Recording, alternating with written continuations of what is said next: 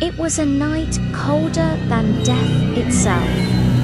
A full moon hung in the inky black sky, casting long, eerie shadows that danced to the tune of the wind. The old oak trees lining the path to the whispering pines stood like skeletal fingers pointing accusingly at the moon. The wind whispered through the trees, carrying with it something far darker than silence. It was a sound that spoke of secrets buried deep within the forest's heart, tales of sorrow and despair that echoed through the ages. For generations, the villagers had warned the young people to stay away from the forest. To them, it wasn't just an ordinary wood. It was a place where the veil between the living and the dead was paper thin, a place where shadows held secrets and whispers, carried chilling messages from beyond the grave. For generations, no one had dared to walk the path leading into the forest after dusk. The sun dipped below the horizon, leaving behind a canvas of deepest blue as darkness enveloped the world. For friends, their laughter echoing in the twilight, ventured deeper into the woods. Their steps crunched on the fallen leaves, each footstep a beat in the eerie silence. With every turn, the forest seemed to close in around them, the trees forming a wall of green that hid the outside world. The air grew colder, sending shivers down their spines. And then they saw it, an abandoned house nestled in a clearing, like a forgotten memory. Its windows were vacant eyes staring back at them. The sight both intrigued and unnerved them. Curiosity gnawed at their resolve, whispering tales of forgotten lore. Despite their better judgment, they couldn't resist the pull of the unknown. They found an old rusted gate, with a creak that echoed their apprehension. It swung open as if beckoning them inside. The overgrown garden was a labyrinth of thorns and tangled vines, a testament to years of neglect and whispers of a troubled past. Stepping over the threshold, they felt the weight of countless untold stories pressing down on them. The air inside was thick with dust and the scent of decay, heavy with the echoes of lives lived and lost. The floorboards groaned under their weight, each step a countdown to the unknown. The walls seemed to lean closer, as if sharing secrets only they could hear. Strange markings marred the once vibrant surfaces, cryptic messages from another time. As they ventured deeper into the house, the sounds of their own breathing echoing around them. They heard it, a soft footstep on the stairs above them. They froze, their blood turning to ice. Had they been so consumed by their own fears that they had imagined the sound, or was there something else at play? The house held its breath, every creak and groan amplifying the silence that followed it. Then another sound, a floorboard shifting as if someone had stepped onto it. Now, surely it was just their imaginations playing tricks on them, right? As they turned to leave, a sudden crash from the upper floor sent them scrambling. Their eyes darted around the room, searching for the source of the noise in the growing darkness. In the flickering shadows, their imaginations conjured images that made the hairs on the back of their necks stand on end. The air grew thick with tension, each rustle of the wind, each creak of the aging house sending a jolt of fear through them. Outside, leapt up, whipping through the trees and howling like a wounded beast. The moon, veiled by thick clouds, offered no solace. The house, once merely a looming presence, now seemed to be a living entity, breathing, moving, watching them with unseen eyes. They huddled together, their voices hushed, sharing stories to ward off the encroaching darkness. But the darkness didn't retreat. It pressed against them, suffocating their laughter, chilling their very bones. Then, as if responding to their fear, the house creaked again. One of the floorboards gave way with a sickening groan, and what appeared to be a human hand emerged from beneath it. The four friends stared in disbelief as the hand twitched and then slowly began to move. Within seconds, a pale arm followed, then a torso, and finally a face.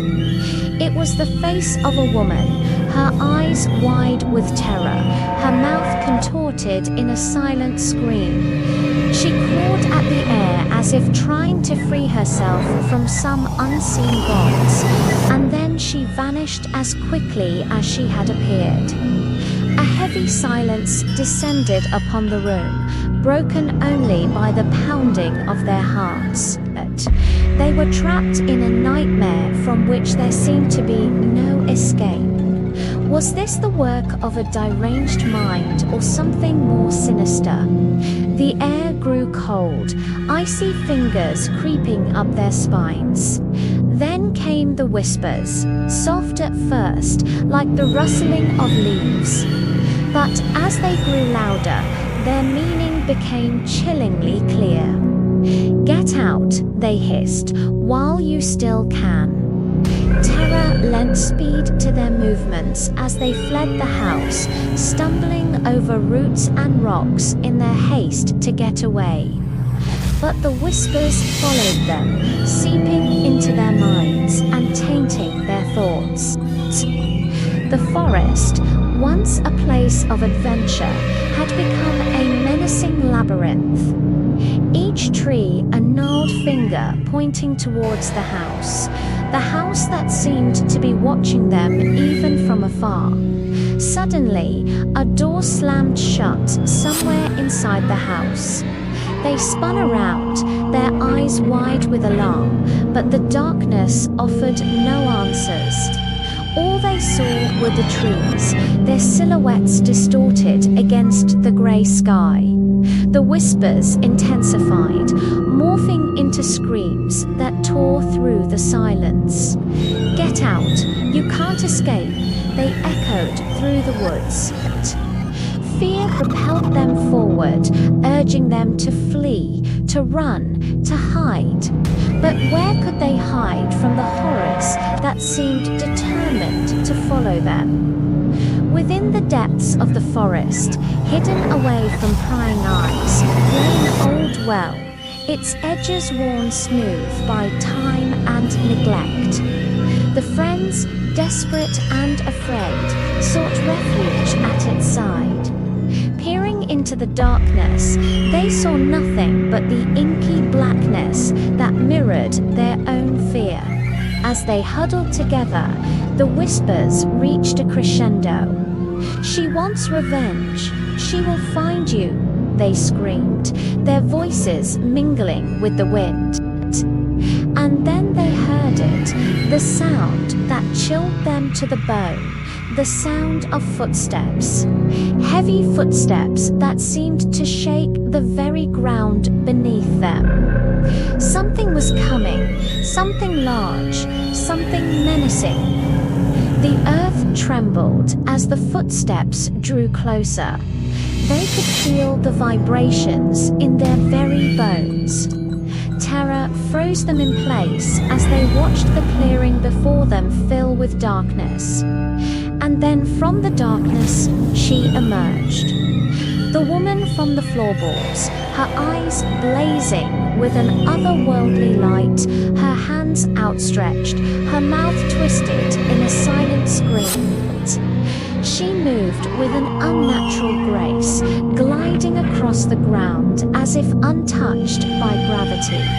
Behind her, the forest pressed closer, as if in anticipation of the horror that was about to unfold.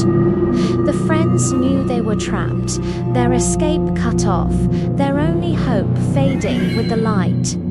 One of them broke into a run, stumbling blindly through the undergrowth.